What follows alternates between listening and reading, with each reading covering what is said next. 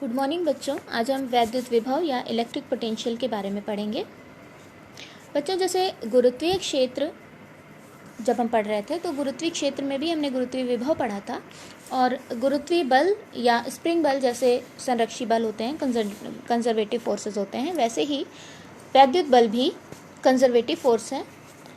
और कूलाम के नियम द्वारा लगने वाला स्थिर वैद्युत बल एक कंजर्वेटिव फोर्स है। अतः वैद्युत घटनाओं की व्याख्या में वैद्युत स्थितिज ऊर्जा के पदों में हम इसकी व्याख्या आसानी से कर सकते हैं। इसी उद्देश्य से एक अदिश राशि जिसे हम वैद्युत विभव कहते हैं उसको हमने डिफाइन किया है, क्योंकि विभव बिंदु का अदिश फलन है। इस कारण विभव द्वारा वैद्युत घटनाओं का वर्णन या व्याख्या करने में वैद्युत क्षेत्र की तीव्रता की अपेक्षा अधिक सरलता होती है। इसका वैद्युत विभव के कॉन्सेप्ट का बहुत इम्पोर्टेंस है, बहुत प्रैक्टिकल इम्पोर्टेंस है, क्योंकि हम वैद्युत क्षेत्र की तीव्रता को इतनी आसानी से ज्ञात नहीं कर सकते हैं जितनी आसानी से हम वैद्युत विभव को ज्ञात कर सकते हैं। किसी वैद्युत क्षेत्र में किसी बिंदु पर स्थित किसी आवेश की वैद्युत स्थितिज ऊर्जा उस कार्य के बराबर होती है जो उस आवेश को वैद्युत क्षेत्र बल की दिशा के विपरीत किसी ज़ीरो एनर्जी रेफरेंस पॉइंट तक, यानी जहाँ ऐसा पॉइंट जहाँ पर स्थितिज ऊर्जा शून्य हो, उस पॉइंट तक वैद्युत क्षेत्र में उस बिंदु तक लाने में किसी बाह्य स्रोत द्वारा किया जाता है। वैद्युत स्थितिज ऊर्जा में होने वाले परिवर्तन का मान वैद्युत क्षेत्र में आवेश द्वारा चले गए पथ पर निर्भर नहीं करता। वैद्युत क्षेत्र में स्थित उस बिंदु पर स्थितिज ऊर्जा ज्ञात की जा सकती है, क्योंकि हम वहां तक लाने में किए गए कार्य की गणना आसानी से कर सकते हैं। वैद्युत स्थितिज ऊर्जा का वास्तविक मान महत्वपूर्ण नहीं है, बल्कि वैद्युत क्षेत्र में विभिन्न बिंदुओं के बीच वैद्युत स्थितिज ऊर्जा का अंतर ही महत्वपूर्ण होता है। यानी वैद्युत क्षेत्र में दो बिंदु हैं, उनके बीच में कितना उनकी स्थितिज ऊर्जाओं में कितना अंतर, यानी एक बिंदु तक लाई गई किसी आवेश को लाने में जो किया गया कार्य होगा वो कुछ होगा, और दूसरे बिंदु तक लाने में किया गया कार्य कुछ और होगा। तो उन दोनों बिंदुओं के बीच जो अंतर है वो ज़्यादा इम्पोर्टेंट है।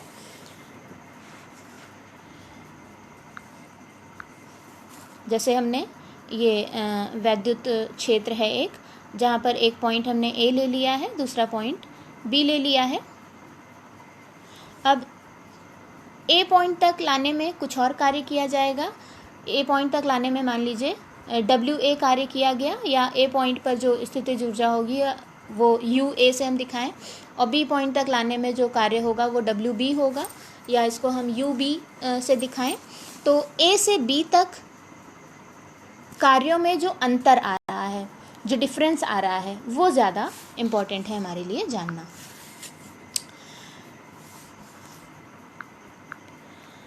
अब चूँकि वैद्युत क्षेत्र में किसी आवेशित वस्तु, कोई आवेशित कण स्थित है अगर, तो उसकी जो स्थितिज ऊर्जा है वो वस्तु के आवेश पर भी निर्भर करती है।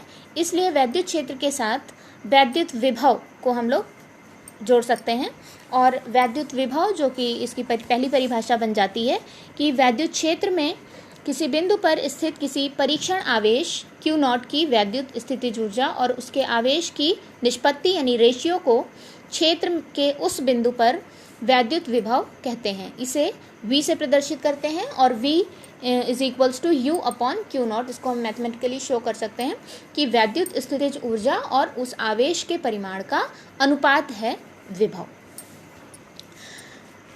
इसके बाद हम दूसरी परिभाषा, चूँकि स्थितिज ऊर्जा और कार्य आपस में इंटर रिलेटेड और इक्विवेलेंट भी होते हैं, इसलिए दूसरी परिभाषा हम इन पदों में दे सकते हैं कि वैद्युत क्षेत्र में किसी बिंदु पर वैद्युत विभव किसी परीक्षण आवेश को उस बिंदु से अनंत तक ले जाने में किए गए कार्य और उस आवेश के परिमाण की निष्पत्ति या अनुपात के बराबर होता है। V = W/Q। ये तो एक परिभाषा आपकी स्थितिज ऊर्जा के टर्म्स में बनती है और दूसरी आपकी कार्य के टर्म्स में बनती है, जहाँ W जो है वो उस आवेश को अनंत से वैद्युत क्षेत्र के अंदर किसी बिंदु तक लाने में किया गया कार्य है और Q जो है वो आवेश का परिमाण है। अब हम आवेश को पॉइंट P से, अगर हम मान लें कि कोई पॉइंट P है जहाँ से अनंत तक हमको आवेश को लेके जाना है, तो उसमें किया गया जो कार्य है वो कैसे निकालेंगे। W from P to infinity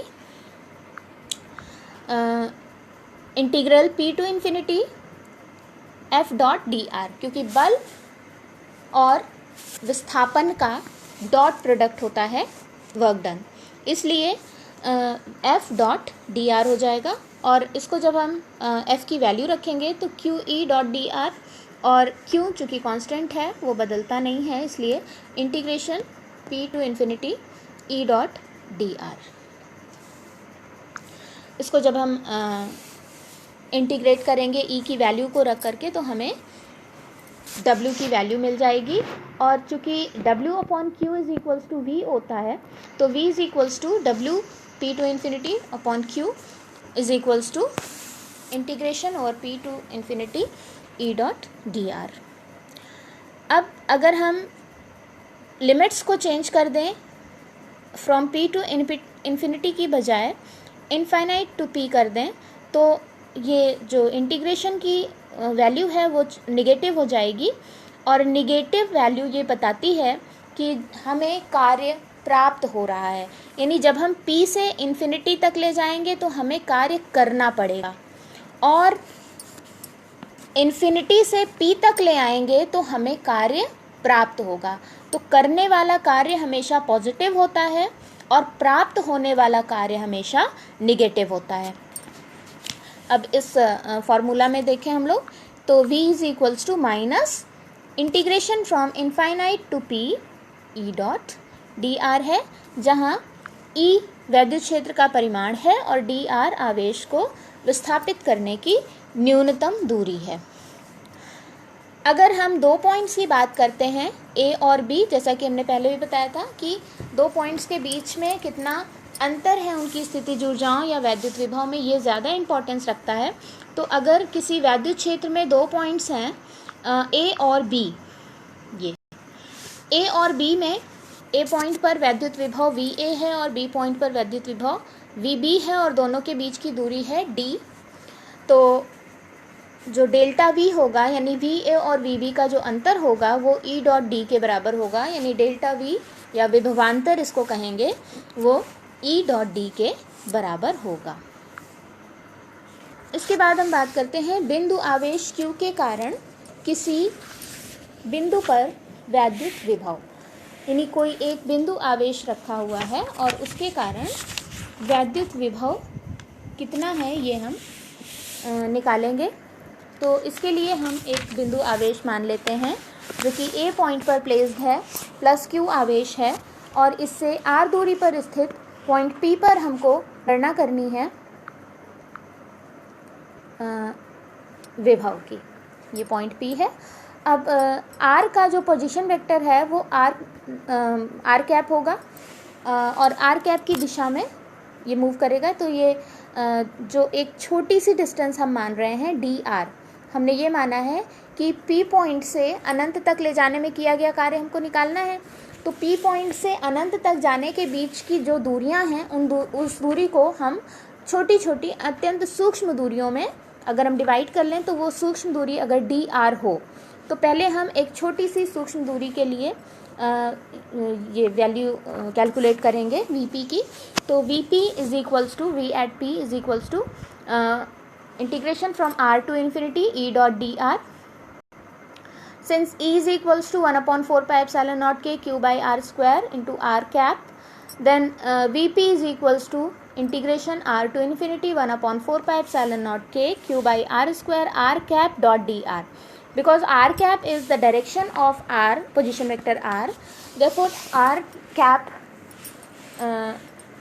का जो मैग्नीट्यूड होगा वो 1 होगा, और r डॉट dr चूँकि ये डॉट प्रोडक्ट है तो ये सिंपली अदिश फलन हो जाएगा। इसकी वैल्यू हम केवल dr लिख सकते हैं ये Vp is equals to Q upon 4πε0 के integration from r to infinity r⁻² dr। इसको जब हम इंटीग्रेट करेंगे तो हमारे पास आएगा -1/r। -1/r की लिमिट्स रख दें r और इन्फिनिटी, तो -1/∞ minus -1/r। Infinity upper limit है, r लोअर लिमिट है, तो इंटीग्रेशन के बाद जो भी वैल्यू आती है उसमें हम लोग upper limit minus lower limit रखते हैं। और 1/∞ इज 0, देयरफॉर हमारे पास बचेगा Vp इज इक्वल्स टू 1/4πε0 के Q1/r, या Vp इज इक्वल्स टू 1/4πε0 के Q/r। तो Q जो है वो यहाँ पर चिन्ह सहित रखना है। धन आवेश के लिए Q पॉजिटिव रहेगा और ऋण आवेश के लिए हमको निगेटिव साइन का यूज़ करना पड़ेगा, क्योंकि जब धन आवेश होता है तो विभव पॉजिटिव होता है और ऋण आवेश होता है तो विभव निगेटिव होता है।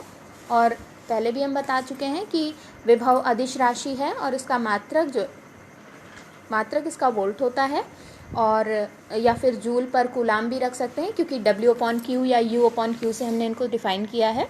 तो U या W की यूनिट जो है वो जूल होती है और Q की यूनिट कूलाम होती है। इसकी विमा होती है mL2T-3A, और धन आवेश के कारण धन विभव और ऋण आवेश के कारण ऋण विभव होता है।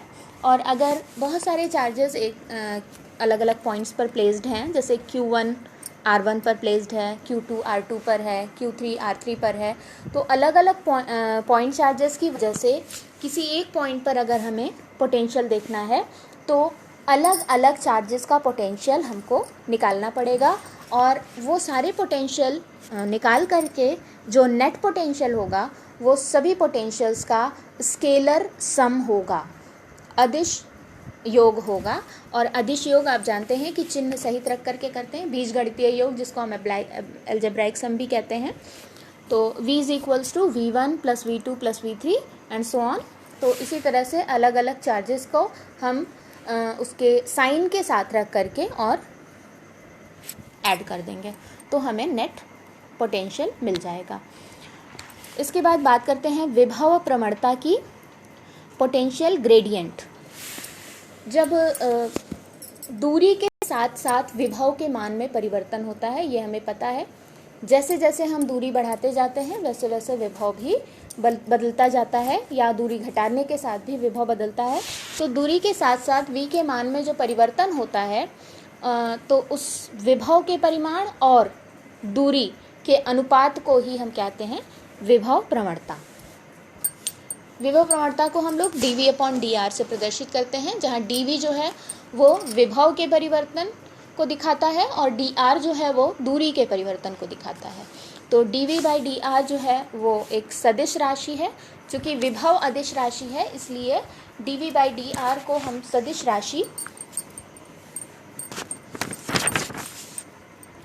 राशि मानते हैं। सदिश राशि होती है, dV/dr को डिफाइन किया गया है वेक्टर क्वांटिटी, और इसका जो मात्रक है वो वोल्ट पर मीटर होता है। और पोटेंशियल ग्रेडियंट और इलेक्ट्रिक फील्ड की बात करें, चूँकि इलेक्ट्रिक फील्ड भी वेक्टर क्वांटिटी है और पोटेंशियल ग्रेडियंट भी वेक्टर क्वांटिटी है, ये आपस में रिलेटेड होते हैं। तो अगर हम एक कार्य निकालते हैं एक छोटी सी डिस्प्लेसमेंट dr के लिए, तो dW will be equal to F.dr होता है, वैद्युत बल का और विस्थापन का डॉट प्रोडक्ट। F की जगह हम इसकी वैल्यू रख देते हैं Q0E .dr या Q0E dr, सिंपली हम मैग्नीट्यूड्स में लिख रहे हैं। तो dW चूँकि du के बराबर होता है, तो du is equals to -dW। स्थितिज ऊर्जा है वो हमेशा निगेटिव कार्य के बराबर होती है, क्योंकि स्थितिज ऊर्जा हमेशा प्राप्त कार्य होती है, इसलिए वो -dW है। तो -Q0E dr। अब पोटेंशियल में जो चेंज आया है डिस्प्लेसमेंट dr की वजह से वो है dV is equals to du/Q0 रख सकते हैं, इज इक्वल्स टू -E.dr, और हमें मिल जाएगा is equals to minus dV/dr।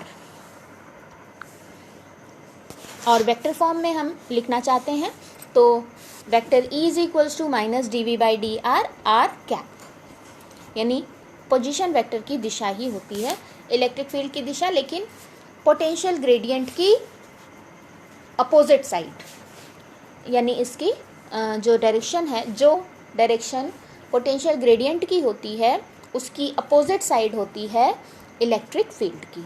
इसीलिए यहाँ पर ये माइनस साइन आया है। और इससे हमें ये भी पता चलता है कि जो वैद्युत क्षेत्र की जो डायरेक्शन होती है, वैद्युत क्षेत्र की तीव्रता की, वो डायरेक्शन हमेशा हाई वोल्टेज से लो वोल्टेज या पोटेंशियल की तरफ होती है, यानी उच्च विभव से निम्न विभव की तरफ ही इलेक्ट्रिक फील्ड इंटेंसिटी की डायरेक्शन होती है। इसके बाद एक टर्म आता है इलेक्ट्रॉन वोल्ट। ये अक्सर हम लोग आवेशों या वैद्युत आवेशित कणों की ऊर्जा को दिखाने के लिए यूज़ करते हैं इलेक्ट्रॉन वोल्ट को। तो इलेक्ट्रॉन वोल्ट है क्या? ये स्मॉलेस्ट यूनिट ऑफ एनर्जी है। ये वो ऊर्जा है जो एक मूल आवेश को, यानी एक क्वांटा को 1 वोल्ट तक विभवांतर 1 वोल्ट विभवांतर तक एक्सेलरेट करने पर उसमें उत्पन्न होती है या उसको प्राप्त होती है। यानी एक इलेक्ट्रॉन को अगर हम देखें तो एक इलेक्ट्रॉन को 1 वोल्ट तक हम एक्सेलरेट करते हैं तो इलेक्ट्रॉन की जो ऊर्जा होती है वो 1 इलेक्ट्रॉन वोल्ट होती है। तो और 1 electron volt is equals to 1.6 into 10⁻⁹ joule. ये इस तरह से हम कन्वर्ट कर सकते हैं इलेक्ट्रॉन वोल्ट को जूल में या जूल को इलेक्ट्रॉन वोल्ट में। इसके बाद वैद्युत क्षेत्र द्वारा आवेशित कण के भार का संतुलन है। किसी वैद्युत क्षेत्र में अगर कोई आवेशित कण है और वो संतुलित अवस्था में है, यानी गिर नहीं रहा है या वैद्युत क्षेत्र के द्वारा आकर्षित नहीं किया जा रहा है या प्रतिकर्षित नहीं किया जा रहा है, तो इसका मतलब क्या है कि वह वैद्युत क्षेत्र के अंदर संतुलित अवस्था में है।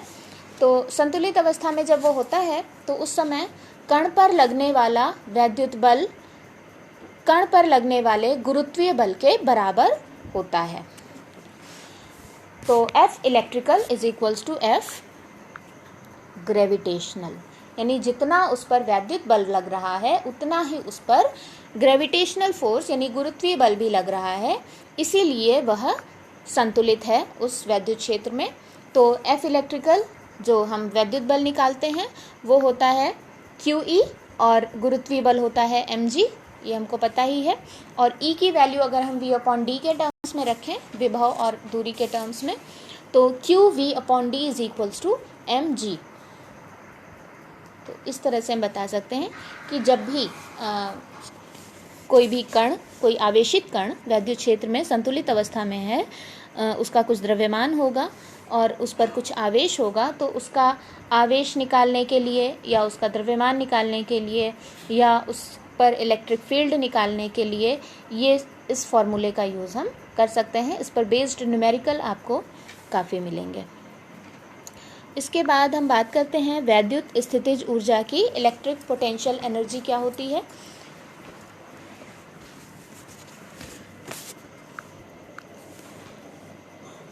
दो से अधिक वैद्युत आवेशों के बीच वैद्युत बल जो कार्य करते हैं उनके विरुद्ध किसी बाह्य स्रोत द्वारा जो किया गया कार्य है, वो कार्य उन आवेशों में या उस निकाय में वैद्युत स्थितिज ऊर्जा के रूप में संचित हो जाता है।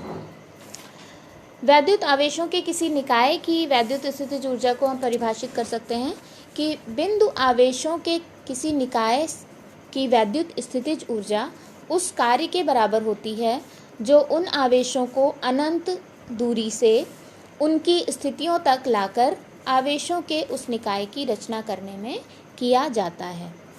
इसे U से प्रदर्शित करते हैं और इसका जो मात्रक है वो जूल है और विमा mL2T-2 होता है। अब दो बिंदु आवेशों के निकाय की वैद्युत स्थितिज ऊर्जा, अगर हम दो बिंदु आवेश लें Q1 और Q2 जो कि A और B पॉइंट पर हैं और एक दूसरे से R दूरी पर हैं, तो इनके बीच जो विभव होगा वो दोनों ही आवेशों द्वारा एक दूसरे पर कुछ वैद्युत बल लगाया जाएगा, तो Q1 के कारण Q2 पर कुछ विभव होगा और Q2 के कारण Q1 पर कुछ विभव होगा। तो पहले हम इन विभवों को ज्ञात कर लेते हैं। तो पोटेंशियल बी पॉइंट पर पोटेंशियल Q1 की वजह से जो होगा वो V इज इक्वल्स टू 1/4πε0 के Q1/R। इसी तरह A पॉइंट पर Q2 की वजह से जो पोटेंशियल होगा वो V इज इक्वल्स टू 1/4πε0 के Q2/R होगा। तो जो वर्क डन होगा वो Q2 को B पॉइंट तक लाने में जो वर्क डन होगा वो होगा W is equals to Q2 into V। तो W is equals to Q2 into V की वैल्यू अगर हम रख दें तो 1/4πε0 के Q1/R, तो ये दोनों मिलकर के हो जाएंगे 1/4πε0 के Q1 Q2/R।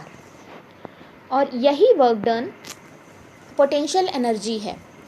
तो ये potential energy U is equals to 1/4πε0 के Q1 Q2/R, और इसकी यूनिट जूल और डायमेंशन mL/T-2 होता है।